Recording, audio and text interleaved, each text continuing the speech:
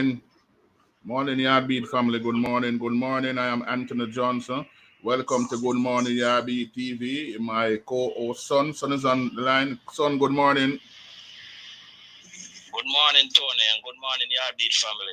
Yes, a little bit late this morning, but better late than never. Good morning, Racehorse family, Yard Beat family.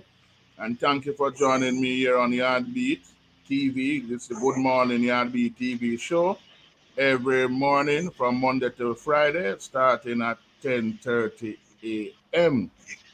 Son, any information on what is going on at the Parks racetrack today? You haven't got anything? The system is still down? The system just came up with the books. Okay. Um, so how was the day yesterday with Parks? They picked the play spot. Okay, I only get to wage a small pick four, but never was successful. Okay. And any information, anything that's going on the ground? You haven't heard anything on the ground leading up for Saturday, just far? Nothing thus far. Just waiting later to see how the overnight portrays itself. Okay. Thanks for joining me here, son. This is Good Morning Yard Beat TV show. And there's a big discussion, son, about Andrew Ramjet, Hubert Bartlett, Jordan and Emilia Rodriguez. And Winston Griffiths. Did I say Winston Griffiths? I think those jockeys are the best ever to ride at Cayman Park, the top 5. Correct me if I am wrong. Fair to say so. It's fair to say so. Yes. So who would have give the number 1 spot? Okay. I saw a small amount of Georgia song. I saw a fair amount of Emilia Rodriguez. I saw a good amount of Winston Griffiths. I saw a very talented Hubert Bartley. Mm-hmm. What about Andrew? So, Andrew Ramjet, Mr. Diamond. Yes, and I've seen Mr. Diamond. Well, it is somewhat hard to say like number 1 because all of those jockeys to me, they have a specialist way in riding horses and getting horses to run for them. And to me, there are certain horses will run for a particular style of riding and not run for another particular style of riding. Take example, Winston Griffiths. If you give Winston Griffiths a horse that will take a lot of urging to get into the pace, probably going a 6.5 furlong. If you use a trainer and you know you have a horse like that, and you want to win a race, and you have a choice between Emilia Bimbo Rodriguez and a Winston Griffiths, no doubt you're going to use the strength of Emilia Rodriguez and choose that particular rider for that particular horse. Okay, right. Well, if you're saying coming now at 10 furlong and you have a horse with pace and you want him to relax and get the trip, and you have the choice between those 2 jocks again, I think Winston Griffiths would be a better hand there. With a pace horse going at 10 furlong, which you want to put him in front and relax, I think I would rather go for a Winston Griffiths there. So, okay, son, so based on your answer, you're telling me that Winston Griffiths, you're telling me indirectly that Winston Griffiths and Emilia Rodriguez would be the top 2 in the country then? No. Because the comparison you're making... No, I wouldn't say that, because honestly, I've seen the little Georgia song and it is so memorable. When I saw that Viceroy against Milligram, I was so impressed because I always heard about Georgia song. I never really saw him full-fledged. But I saw that ride. I was at the park that day, and I saw that ride. And the only ride that came close to me like that is when Campines and Hubert Bartley clash in the Super State. Oh, Poor Liquor Rich Girl and Kadula. Right. That brought me back memories when I saw Milligram put on the head and the voice, right? And I saw George Sam put the stick in the left hand. That's how I know that sometimes I change a fold to freshen up horse. And I tell you about style of riding again. That she put the stick to the left hand and the voice right, catch a new lease in life. Yes, and came back and head out yes, right. Milligram. I remember that. It is very when they are doing the change of foal, and I want people to make note, they're trying to take the horse off the tired leg and put him on the fresh leg. That is the real reason for the change of foal. You're trying to take the horse off his tired leg and put him on the fresh leg. That is one of the main reasons for the change of foal. You're trying to change his lead leg. Definitely. So I want the fans out there to understand the reason why the jockeys do this change of foal thing. I think it was originated in Panama. Washington Bartley, I am going to have a bias with Washington Bartley. I'm not going to say him is the best, but his prowess in the saddle, I can't say he shouldn't have been mentioned in the top 5 because Washington Bartley is a genius. Yes, he's a genius. Yeah, man. I remember them. I remember Chris Harman always said the magical touch of the high school Hubert Bartley, man. Cool, calm, and collected, Very, very good rider. Son, what about Andrew Ramjet? Tactically, he's one of the better riders I've seen. He'll basically outfox you. Tactically, he's very tricky, sly like a fox. Pound for pound, skill to skill. If you're going to an hand-to-hand combat as a jockey, skill to skill, I would rather take a Andrew Ramjet. They won't beat him. Than any other Tactically, skillfully, he'll outfox you. I remember, this particular race, this jockey, Jason Simpson, was hotting up the place, I don't remember if it was Jason or Javar, one of those Simpson, was hotting up the place, and Andrew came down to ride for the Super Stake. And he rode a horse in the undercard. And it was a ding-dong back between him and one of the Simpsons going towards the winning post. And I'm telling you, Andrew comes so close to the Simpson and pin him down. And he pinned him down. So he knew that Simpson was very strong with his right hand. So he pinned him down. And when he pinned him down, Simpson was unable to use his right hand. And that is the reason, that is the difference between winning and losing when Ramjet won that race. Pin him down, Simpson, I heard that when they passed winning post, Ramjet look at Simpson and say, big man thing just reach you out. You learn. Yeah. So exactly. That brought me back. You remember the rivalry between himself and Callaloo Greens? Yes. And young Callaloo Green? Yes. Elizabeth Henry. Right. Those two jockeys, were healing each other on the turn, trying to knock out another one, put out the stirrup and all these things, skill tactically, leaning on each other in the turn, shoulder bumping and all these things, And I know that's why I have to give Callaloo honorary mention among that group, Yeah. Callaloo, because Wesley Greens is not ordinary, to go in a match with Andrew Ramjet for so many months. And although he didn't falter, he stood tall and he threw a challenge to Andrew Ramjet. Right. You understand? Right. In terms of riding skill, but Andrew Ramjet is the man who will allow you to lose a race on a turn. Yeah, man. I think just by close quarters, just by matching the close quarters, riding the close quarters. A lot of jockey can't ride close quarters, Yes, right. No, a lot of jockey cannot ride close quarters. Tactically, he will outfox any rider at the track.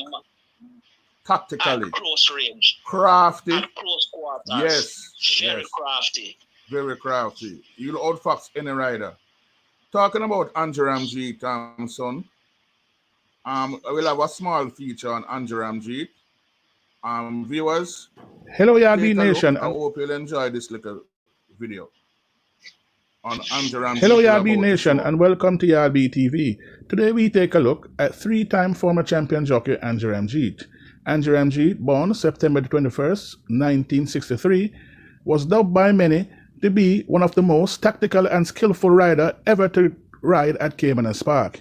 He was seen by many as the Jamaica Wonder Boy.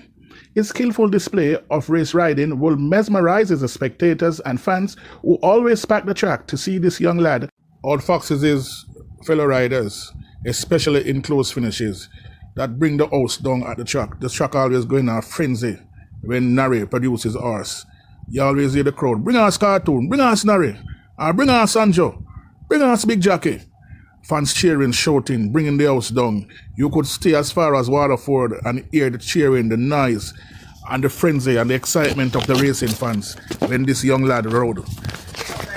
Anjo, affectionately called Nari Cartoon, start riding in the late 70s as a teenager. His apprentice master was the late Aston Comack. His smooth, stylish technique started to attract the top trainers at the track, and in no time he was getting live mount from trainers like Kenneth Mattis, Philip Fiani, and Paul Newman.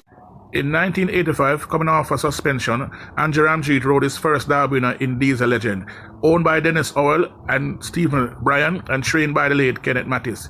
In 1993, he rode the Angelino's train Restless Babe for his second Derby win. In 1996, Warzone was his third Derby winner, trained by Wayne DaCosta, and he capped it off in 1999 with a front-running display on the Wayne DaCosta train, Good Prospect. So Nari Cartoon has won 4 Derby in Jamaica. On Saturday, November the 20th, 1993, will forever be etched in the annals of local horse racing. It was the day that jockey Andrew Ramjet rode 10 horses. He won 8 races on the 10 race program to become the only rider to achieve that amazing feat. Andrew Ramjet winning mounts were Azari, Beau Saint, She's on Wheel, Kaino, Birthday Boy, Liquor Dragon, Foregone Conclusion, and Royal Gator. The other 2 mounts finishing second and third. During his stint in the United States of America, Andrew has rode over 1,800 winners in a total purse money of $24 million US. On May the 9th, 2017, at Turf Paradise, he won the Jockeys Championship, the jockey title at Turf Paradise. That was one of his major feats in the United States of America. He has ridden at tracks like Canterbury Down, Calder, Mountaineer, Charlestown, Turf Paradise, and Tampa Bay Downs. In 2009, while doing a small stint at Tampa Bay Down, he won 32 races that season at Tampa Bay Down. His biggest achievement in America so far, in 2001, he won the JJ Stake, with a total purse of $100,000 US on a horse by the name of Blissful Kiss at Calder. One of the most memorable rides it came in a spot by Andrew Ramjet was in 2000 when he won the Red Stripe Super Stake for the second year in a row on the Richard Hazan train, Menwuda. Let's have a look at that race. Bring the money, come fight side. Approaching the 516 marker, proceed according to the outside. Menudo is right there too unsatisfied, trying to take the route toward the outside, but as Super Stakes field get into the lane. Bring the money, come the rider wheeling away. Menudo pouncing in the center. Proceed accordingly, just to their outside and wide as the ball is satisfied down the stretch. And Menudo with Ramjet changing his whole left, take him charge, and begins to open up daylight to the Super Stakes. A 16th to run. It's Menudo traveling partway on the Andrew Ramjet. They enjoy a 5-length lead and stretch it to the line. Menudo takes the Super Stakes. Over. An authoritative performance by Menudo. A chestnut colt by Medic out of the Peacemaker mare Making Peace, owned and trained by Richard Hazan. This is a back has performed very well, and he has won very easily today.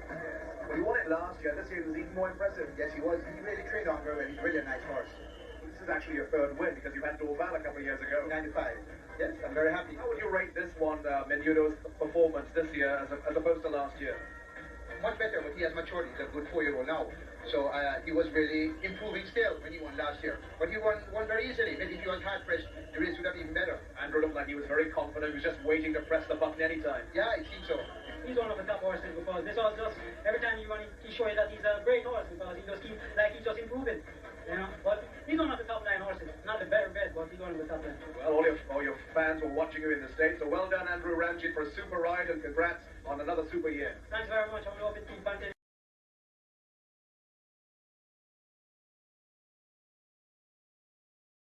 Yes, that was a little short preview about Andrew Ramjet, the life of Andrew Ramjet, you know. So what do you think about that little excerpt there, son?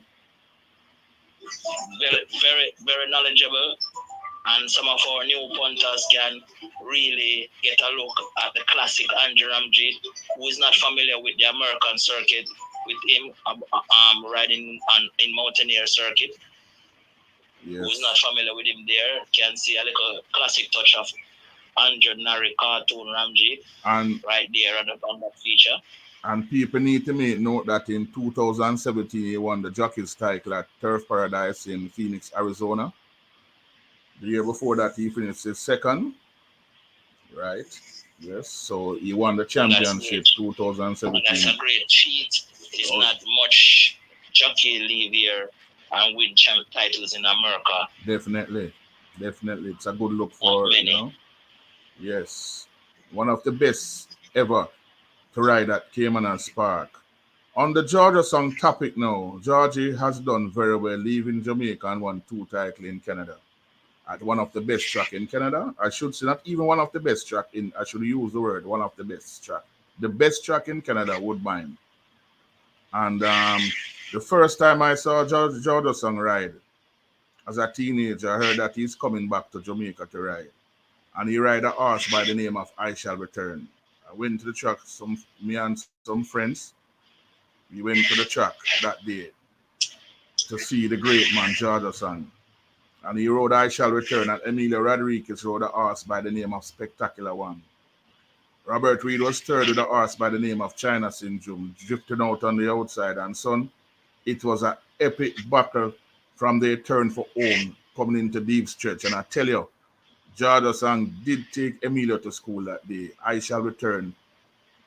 Trained, owned by the late Cecil Charlton, former mayor of Mandeville in that time.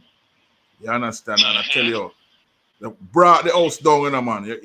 I tell you, the house, I tell you, the amount of noise that came on that Park, Georgia Song, his first ride back in the country, for many years, after wrapping up so many titles in Canada, the 2 titles in Canada, he rode at Gulfstream Park, he did well.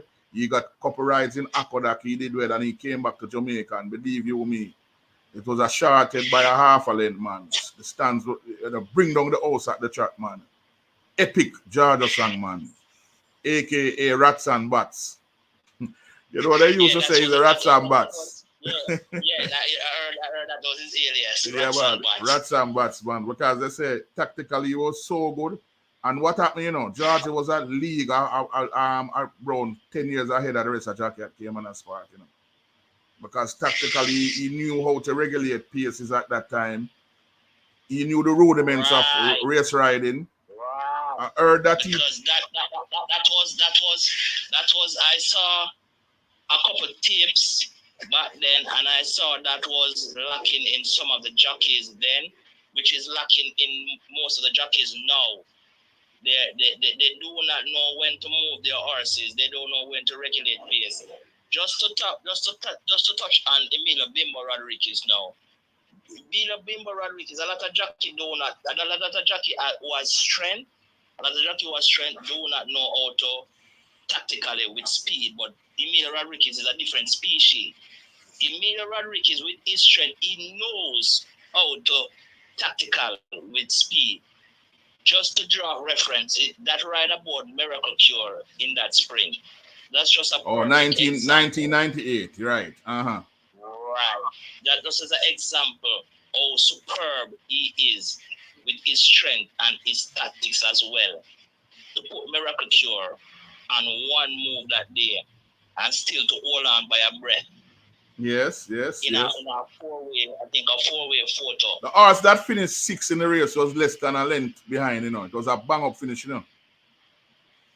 Exactly. Yes. Exactly, because I know Palisatina at 99-1 in that race. Owned by the late Mr. Maddox. He passed away last year, Mr. Maddox, man. I don't quite remember if it's 3rd or 4th she finished in that event. Oh, that Palisatina? Yeah. Third. 99-1. It was winner. She was winner by Winston Thompson. Yes, Winston Thompson. Yes, Winston Thompson rode that horse. I finished in finished second, it was whom? It was Heir to the Throne finished second. It was it Heir to the Throne? I'm not certain, but I know Warzone. Warzone was in the race with Ebar Power Ride Road Warzone. Lady Gita was in the race as well. It was one of the epic. Yes, man, one of the most. I think I would consider it as the best sprint. One of the best race trial sprint I've ever seen at the track. I really have that's why when the Emilio Rodriguez fans say he's the best, I'm not gonna argue because you see that ride is not an easy ride. That ride was top draw. That was up on the top draw. That ride that Emilio Rodriguez. And I remember one of the most memorable derby again was Lucky Old Son 1979. Getting the better of Attaboy and Loverboy says. Yes, that man. Was very, very, very special as well. Yeah, man. Bring the house down, man. That horse, Lucky Old Son was trained by the late Nigel Nunes, the father of Anthony Baba Nunes. Yes, man. Bring the house down, man. Yeah, man. Great. So these top 5 jockeys that you mentioned, they deserve to be top 5, dead or alive. Yeah, definitely. Yes.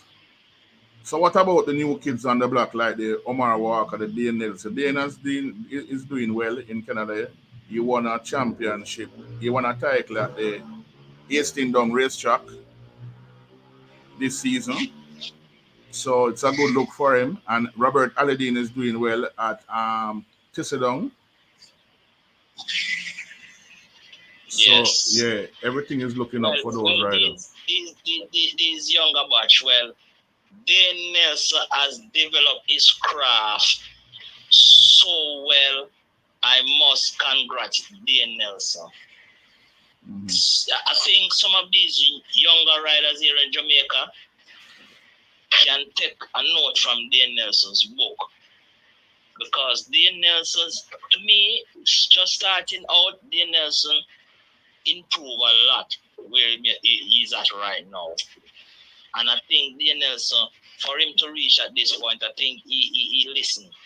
I think he listened to and tried to learn the rudiments.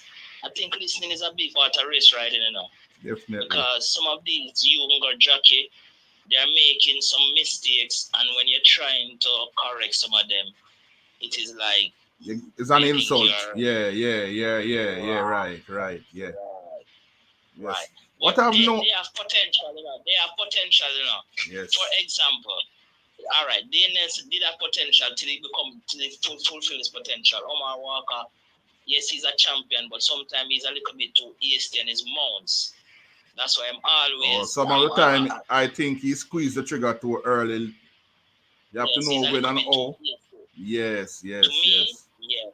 That's why I'm always a fan of Shane Ellis, because Shane Ellis knows where to move a horse, and into the turn if the horse is not moving right, he knows what to do to shake up the horse to get him. Okay. To get him in a challenging position. Right? There's sometimes a horse go flat on you in a race, And you as a jockey, you have to know what correction to do in the race. Okay, for example, Tony, a trainer give an instruction in a race, and from the gate, it all goes bad. You have to have a plan B. The experienced jockey will have the plan B. Right. Yes, you have to have so a plan I'm trying to encourage these young jockeys not to take correction as an insult, or constructive criticism as an insult. Yeah. And you will always have naysayers, but you must look into yourself and see if you ride a race good or bad. Because these foreign jocks, as big as Iron they are, they come, and Joel Rosario, they look back at tapes at how they ride, But hold on. I know they rode a race. I'm telling you, even sometimes when they make mistakes, they are criticized, especially by Andy Sterling. They are criticized because they make a lot of mistakes too, I heard, I've listened overseas jock own up to their mistakes. Yes, they made a lot of mistake, man. Trust me, and they correct it. They Yes, correct that's it. overseas jock. Yeah, yes, right. Because Mike Smith in an interview said when he lose on Zenyatta, said if he followed her and allowed her, she would have won. Yes, right. And you know who make one of the biggest mistake? Frankie the Tourist, Swain. Beat out the horse over the stand side and the winning man was a shorted by a shorted. And he said when he saw, he said he panicked when he saw Pat there and must Eddie Della who said was one of those rider. It was a 3-year finish. I think Pat there won the race. Awesome again, if my memory serves me right. I'm not certain. And that is my world great jockey. Yes. And he can admit one mistake. Yes, you said so he panicked. These younger jock, why are they afraid to? All right. To be honest with you, son. The jockey Dane Dawkins, Radish Woman, Javanil Patterson, the Ryan Lewis. Basically, they are the top young Turks riding at Caymanas Park right now. Right and now, I'm imploring them that they need to learn they need to watch a lot of videos, take time out to watch videos, read, do a lot of reading, especially when it come on to the race form. If they are in a particular race, I've seen in the jockey room that Irad, Ortiz, and those big jockeys don't left their dealing farm, you know. Whenever if they are not riding a particular race, they're opening it up and reading the book and thinking, thinking the race.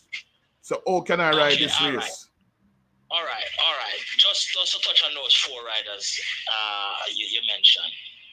They have strong points and they have weak points. They need to work on their weak points. Radish Roman and Patterson, they have their strong points is they can ride pace horses good. Mm-hmm. Ryan Lewis as well. Ryan Lewis' weakness is in the finishing. To me, is not that polished finishing. He looks a little bit out of sync sometimes when he coming into the finishing part of the race. Okay. You see, Anthony Thomas would be in sync and smooth. Yeah, smooth. Yeah, definitely. Yes, right. I'm not too getting that from Ryan Lewis. But in terms of holding the horses together along the backstretch, yes, he's good at that. So too Radish Roman, and so too does Japanese Patterson. All right, son. Dawkins is a more polishing in the finish than the aforementioned. But Dawkins, to me, he made a lot. Position is not a good jockey in positioning the horses in the turn. To me, that's his weakness. Position the horses in the turn. That's why I'm saying to you now, son, that they need to place a lot of emphasis reading the farm book. I don't know if they are reading it, but they need to read the farm book. Once they read the farm book, they will have an idea how to position their horses. And right, how to position their horses, right? And then they will know who will be the supposed danger. Definitely. Shane Ellis knows that, Shane Ellis is one of the best jocks I've seen riding his danger in a race. Yeah. Tactically, they are good guys. Those 4 I mentioned, they are the best right now at the track. They are the best right now. The young Turks, they are the best right now at the track. And I wish them all the best. And I'm expecting great things from these guys. I'm expecting them to get better. They will. I think so. And I hope so. And, I think they are dedicated set of youngsters. Because if they weren't that dedicated, I don't think they will garner so many rides. So they must be doing something right. Tony, and I'm going out on a limb to say on the Yard Beat program, I have 2 lightweight jockeys at the track. And I'm imploring them, please take your skill and your career serious. Because to be a jockey is a career job. It's not a job, it's a career. Yeah. Jordan Barrett and Jerome Ennis, you guys need to shape up on your riding skills. Okay. And you know, in an interview with Rajiv, Rajiv say, son, being a jockey Yeah. is not a career, it's a lifestyle. So Right. Yeah. yes, it's a Thanks for the lifestyle. correction. Yeah. Thanks for the Yes, correction. it's a It's a lifestyle. lifestyle. So you have to Thanks for live the jockey. You have to be wary of your diet, sleep. eat, Yeah, eat, sleep, sleep, and everything. drink. Everything has to Jockey. be correct to be a jockey. So I know it's a very difficult. I think it's one of the most dangerous job, one of the most difficult job. I'm just wishing all these guys Exactly. all the best. We are wrapping up the program now. So, son, thank you for joining me here on this Good Morning Yard Beat TV program, and thank you, fans, for Yes, and joining me. I'm gonna leave your the Yard Beat program family with a 1 horse in the first event at Philadelphia Parks today. At that Parks. Yeah. Uh-huh. Yes. Yeah, Is there, hold on, like son. Is there a yeah. carryover in the triple? I think there's a $62,000 carryover in the triple. So Yard Beat I'm not family, you sure. mean? Yes, I think so. I saw it in the. There's Yes. a carryover in the pick six. Okay. 100 and something thousand in the pick six. Okay. But the Yard Beat family, you can carry number 2 in the first race in your whatever you're doing. Number 2, what's the name of the horse? La Colorado, trained by Rafael Romero and ridden by a 7-pound claimer, Alicia Ruiz. Oh, what about that 7-pound claimer? Is he doing well so far? Yes, man, he's a 12%er right now. Okay, that's and he's good. doing well. He also won a race at Aqueduct, I think, last week. Okay. He won a race at Aqueduct at 37-1, I think. Okay, Yard Beat family. Thank you very much, son, for joining me here on Good Morning Yard Beat TV Show. And please remember, 10 o'clock sharp, come tomorrow. Same time, same place. So best of luck now, people. Enjoy the rest of the day. Have a wonderful day on this youth on this